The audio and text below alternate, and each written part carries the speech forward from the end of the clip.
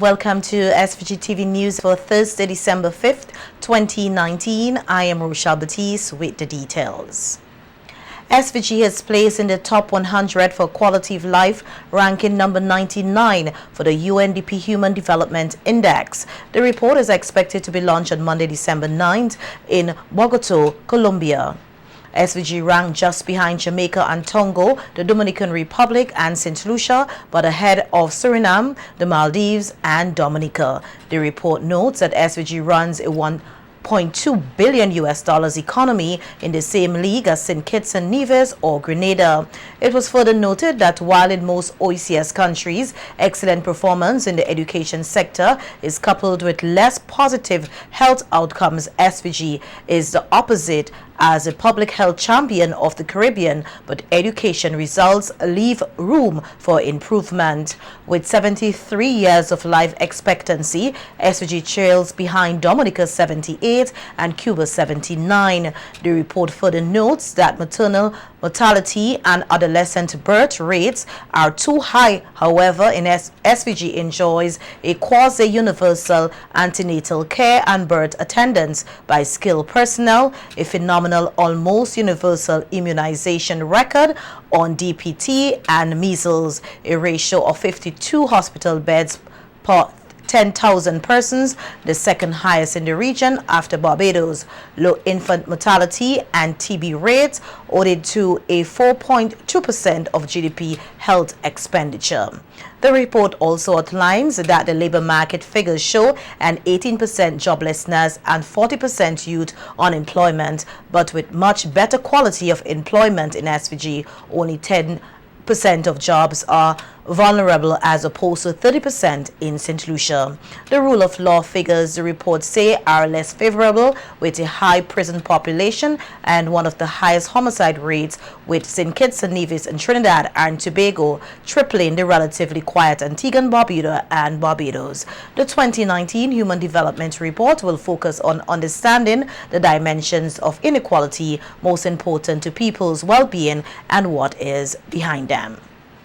The latest HIV/AIDS statistics for SVG showed new cases continued to be recorded despite efforts being taken to encourage persons to engage in safe sex practices.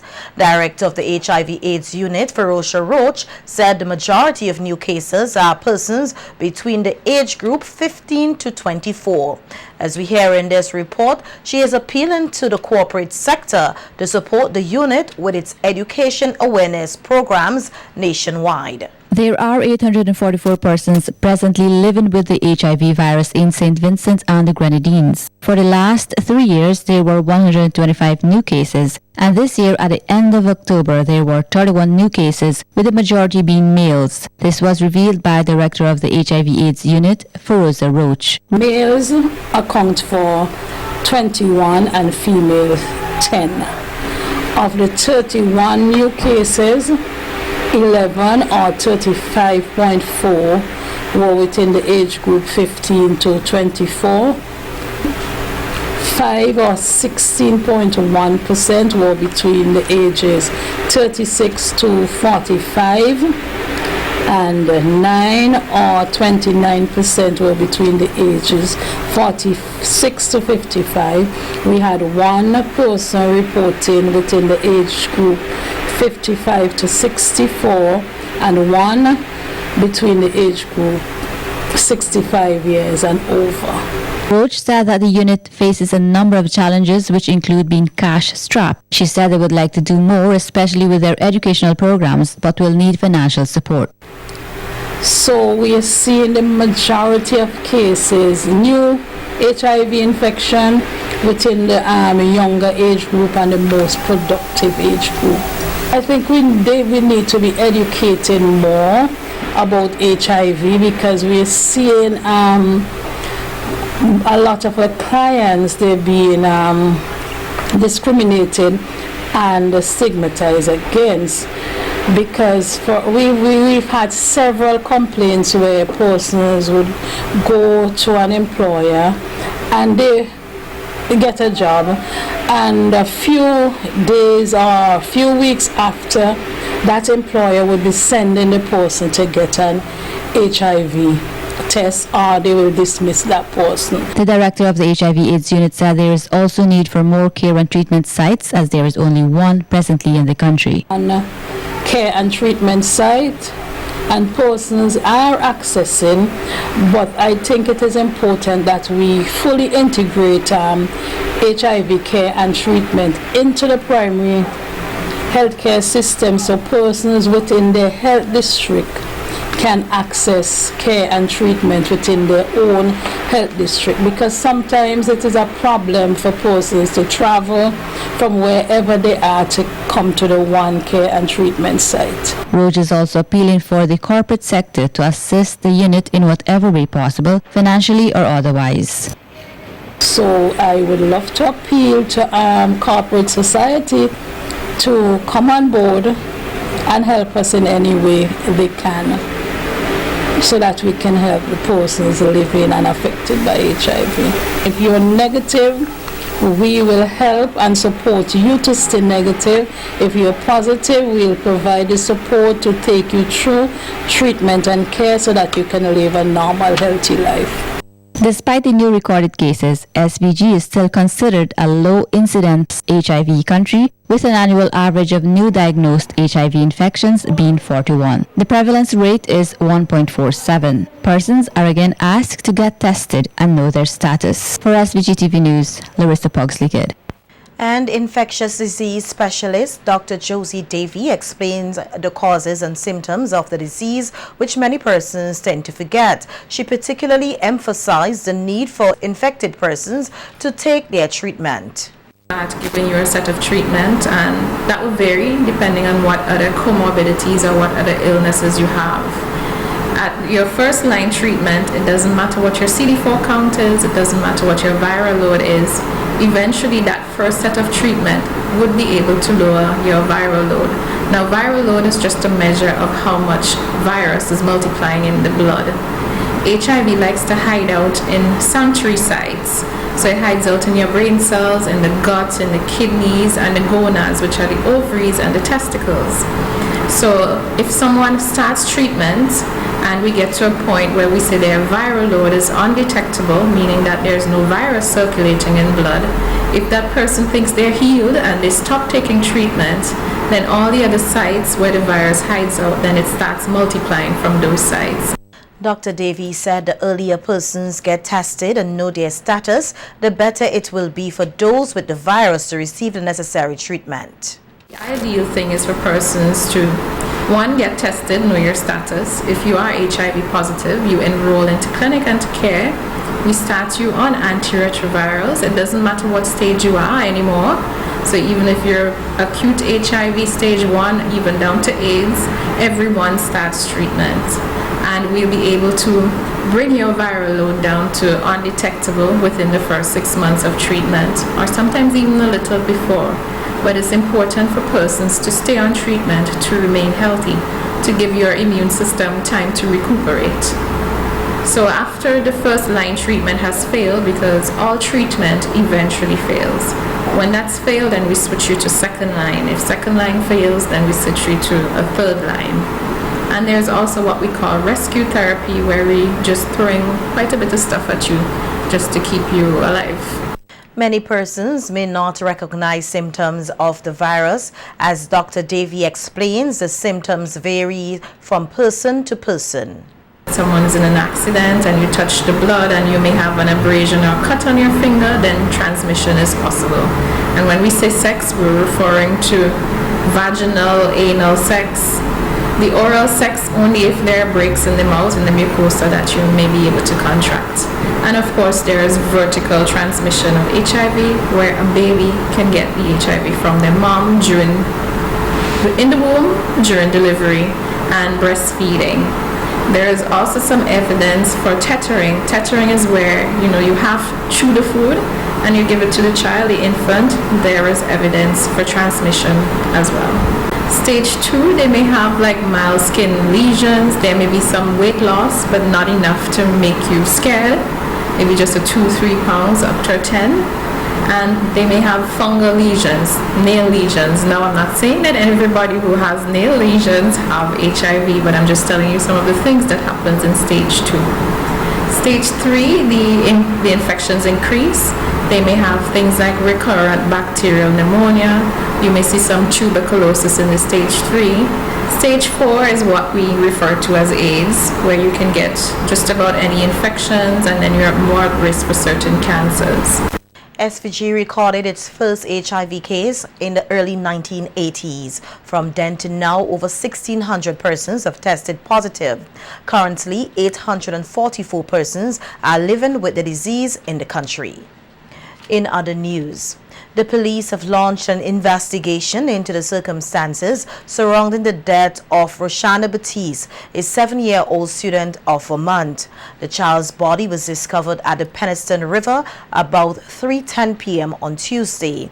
No foul play is suspected, as it is believed that the child drowned. Relatives and schoolmates of the 7-year-old are said to be distraught and have been receiving counseling to cope with a sudden death. Larissa Pugsley-Kidd tells us more in this report. The body of 7-year-old Roshana Batiste was found floating in the Penistone River face down just after 3 Tuesday afternoon. The river is in close proximity of her grandmother's sister home, Norma Brown. According to reports, Roshana and 2 of Brown's grandchildren, ages 5 and 7, went to the river to bathe. The children come from school, which I did not know. So I went outside going to bathe. When I come, I meet 2 of the little child living in that shanty. They say, Roshanda Jungle. So I say, who Roshanda? He say, Roshanda for Mary. So I say, where is she? So I went to the river and I look and I saw she by that spot and she barely lie down. So I see a gentleman, a young man, I tell him go and take she out and he brings she and they put him there, put she there. And then we were trying to pump her. Then we see she not breathing or nothing, so I run and call the police. Roshana's grandmother, Mary Brown, who lives in Francois, Vermont, said she instructed her grandchild to stay at a relative as she had to go to the police station to collect her public assistance and did not know when Roshana went by her sister's house instead and to the river. When I went back and I come down, I go by the shop, I asked Miss Henry, did my granddaughter come here and collect the stuff? He said yes. But I told her to stay here and she didn't stay. She said she rather go by she Tante Norma Brown. So she went there. So when I go down, I could hear a gentleman telling me, you was telling me you want yam to buy and your child they down they die, jungled. I said no, stop say that. Don't make them type of jokes. He said, woman, the child down the jungle. The grieving grandmother refers to Roshana as her daughter as she raised her from birth. She really, intelligent, she loving, she respectful, everything. Just miss her, just love her.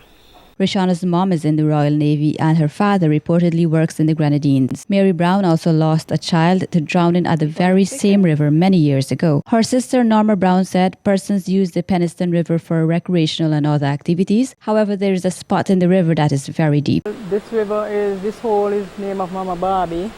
A lot of people come and bathe. They have a lot of baptism. And them children, they just go on the rock. And they just jump off and jump in the water and they just swim. It was more wider than this. It used to be all out here. But since the little storm out of it get closed up a little.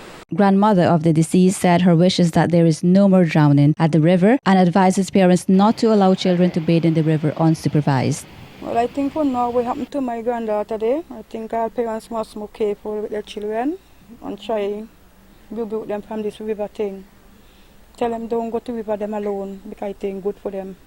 Over at the Bookament Government School where Roshana was a grade 2 student, the principal said they were shocked when they learned of the news and that Roshana's classmates are not coping well with her death. We are very sad and broken. Children were falling apart this morning, crying. An entire class this morning broke down. And as the day go by, we are gathering our strength. Officials of the Ministry of Education have since visited the school and counselors have been assigned to give support to grieving relatives and students. Our SEO, Joycelyn Blake Brown, she came to the school. She spoke with the children from the entire school and staff, and she went to various classes, including the grade 2, where Roshana was a student up to yesterday. So we are being comforted by those in the Ministry of Education. For SVG-TV News, Larissa Pogsley-Kidd. 2 teenagers are now behind bars for possession of an offensive weapon. 18-year-old Kelroy Henry of Layu and 17-year-old Braydon Richards of Gomé were arrested and charged on December 1st with the offense. The police say the teens were met along the Level Garden Public Road with imitation firearms in their possession around 2 a.m. on December 1st. When they appeared before the Calico Magistrate Court, they pleaded guilty and were each sentenced to 6 months behind bars. The SVG Medical Cannabis Authority, the MCA, is partnering with the leading seed-to-sale software company in Canada, Ampli Organics Inc., to strengthen the local cannabis industry by activating Ampli Central, the world's first national cannabis tracking system built for regulators. Leveraging its extensive cannabis industry domain expertise at the federally regulated level, Ampli Organics is expected to provide sound industry-wide advice to the Medical Cannabis Authority in the development of the local industry. The news release states that together a two-phase approach will be established to facilitate the rapid rollout of the new medical cannabis program. Initially, the Ampli Organic seed-to-sale software platform will be deployed to empower the authority along with physicians and pharmacists to register and service medical cannabis patients. Ampli Organics is also expected to work closely with the authority and stakeholders to customize and deploy Ampli Central specifically in SVG, a first of its kind jurisdictional track and trace database. Ampli Central is designed for governments to facilitate sophisticated reporting and to assist regulators with ensuring compliance, verifying product quality and quantity, taxation, and preventing diversion and inversion. The technology connects data points across the national cannabis supply chain, providing regulators with the information necessary to assure public product and patient safety. Over the past few months, as part of a government mandate, the Medical Cannabis Authority has rolled out a countrywide education program providing theoretical and practical training to indoor and outdoor cultivators, including industry best practices and good agricultural and collection practices. Banana has been an important crop for this country, and although its importance has declined significantly over the years, the government has been implementing a series of structural reforms aimed at restructuring the industry and encourage agricultural diversification. Part of the restructuring exercise is to train farmers on how they can add value to bananas. Lecturer at the Technical College, Mishka Edwards, said at times there is an excess of bananas on the market and farmers can create byproducts such as jams, ketchup and salad dressing to earn more income. Edwards said some of the value-added products do not need a large factory setting.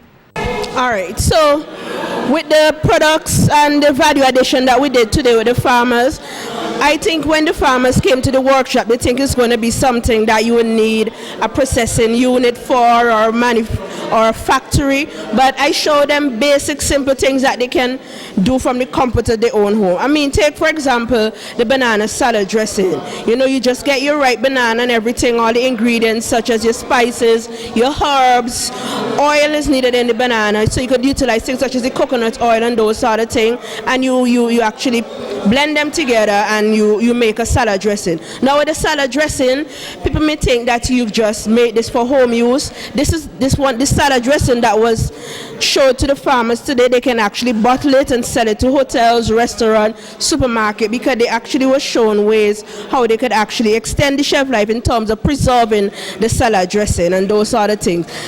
Edwards said the products made from local bananas can be an alternative to some of the imported products. Cream, the banana punchy cream, the rum itself is a preservative, so that's a nice avenue for them to provide for Christmas, because you know rum sells.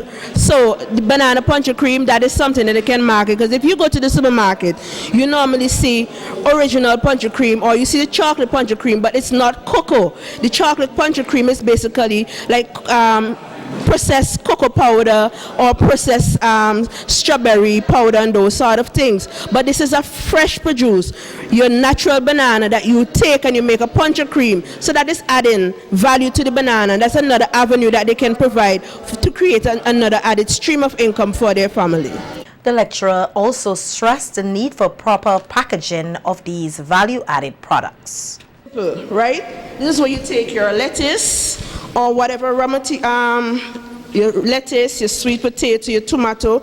Instead of taking it to the market just like that, you're going to add value to it. Simple, primary stage, right? So you basically clean it, wash it, package it nicely, maybe put on a label, say how much pounds of sweet potatoes in the bag, those sort of thing, and take it to the supermarket. And that is an excellent way to taking it to hotels. Oftentimes you complain that hotels are not buying your produce, right? Because what? You want to take it in a harvesting crate, you want to take it in a crocus bag. They don't want that. That's why they go to the supermarket and they buy it, because it's packaged nicely. They can store it straight in the fridge right away. But when you take it in a crocus bag for them, or a flour sack or something like that, they don't want it. And it's not that they don't need the produce, they need the produce, but the way you present it, packaging is everything. And oftentimes we don't think that primary stage is very important, you know.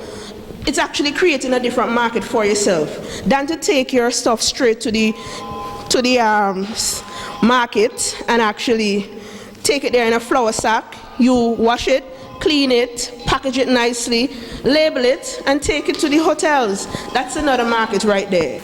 Bananas was the largest single crop in the local agriculture sector, bringing in millions of dollars, which enabled farmers to create a lucrative livelihood. However, with the loss of international export markets, many farmers have diversified or left the industry altogether. And for the very few farmers who are still producing bananas, they rely heavily on the local and regional markets.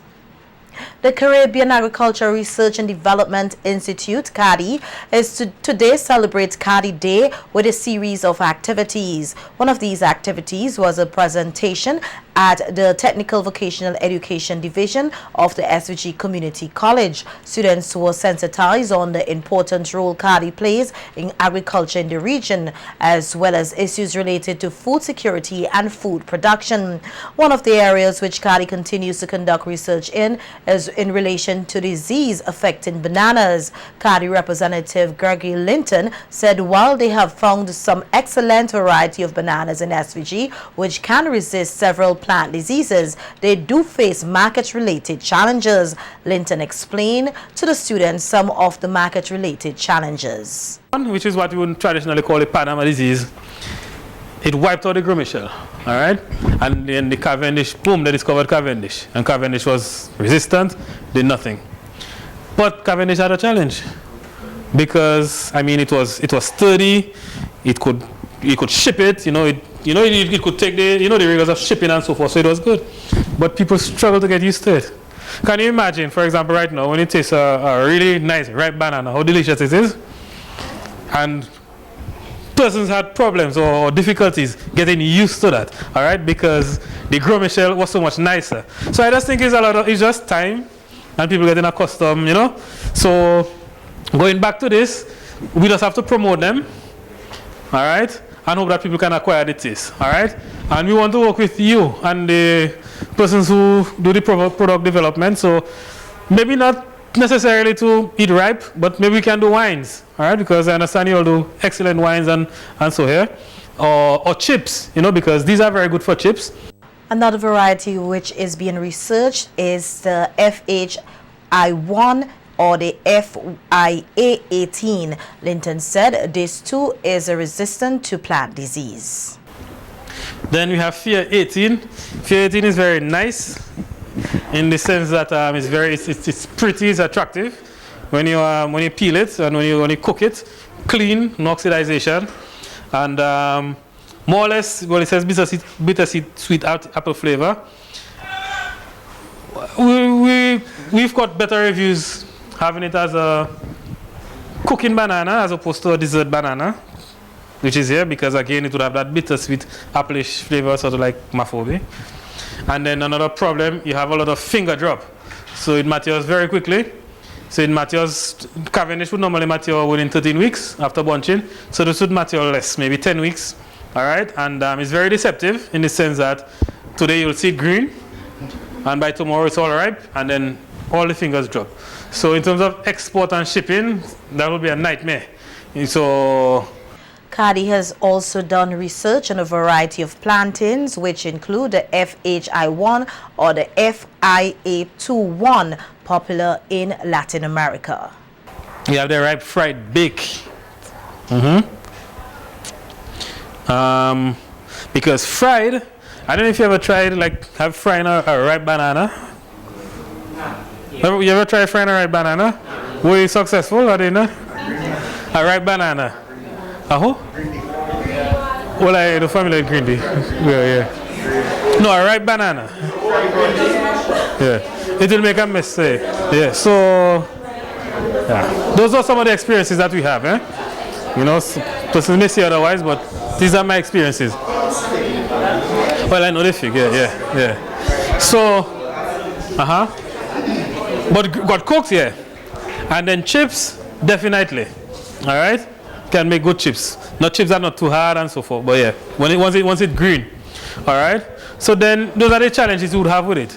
Some of the students of the technical division as well as their lecturer shared what they learned from today's exercise.